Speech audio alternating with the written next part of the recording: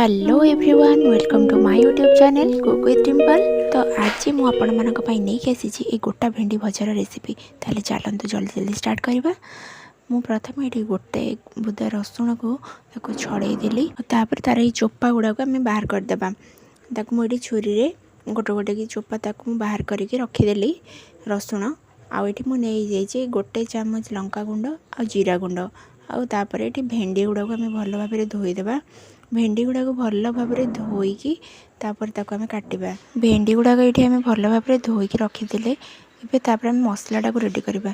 मुझे रसुण गुड़ाक छोट छोट कर काटिकी नहीं आठी मुझे जीरा गुंड लंका गुंड आ हल्दी गुंड लुण गोटे चामच तेल आउ लेंबू रस ताकू भल भाव आम गोलेबा।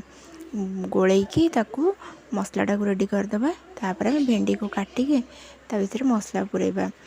ये रेसिपीटा आम घर समस्त को बहुत पसंद।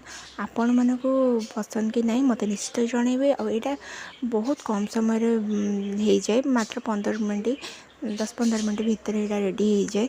आप फटाफट किसी कर खायार अच्छे तो जल्दी जल्दी हो।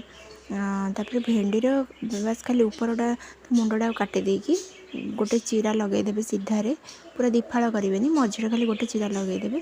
तापर मसलाटा को एमती भल भाव भर्ती करदेवे। आठी मु सबू जाक गोटा गोटा की भर्ती कर रखी। तापर आम भाजवा।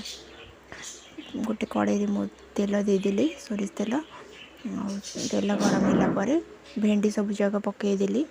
मीडियम फ्लेम रे भाजिया किसी समय छाड़देवे। 2-3 मिनट पर पुणी केयरफुली ओल्टेबे ना तर मसला बाहर जाव। तापर आपंकर रेडी हो गोटा भेंडी भजा।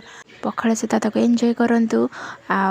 मो वीडियो जदि भल लगे ताले मो चैनल को सब्सक्राइब कर दियंतु। धन्यवाद।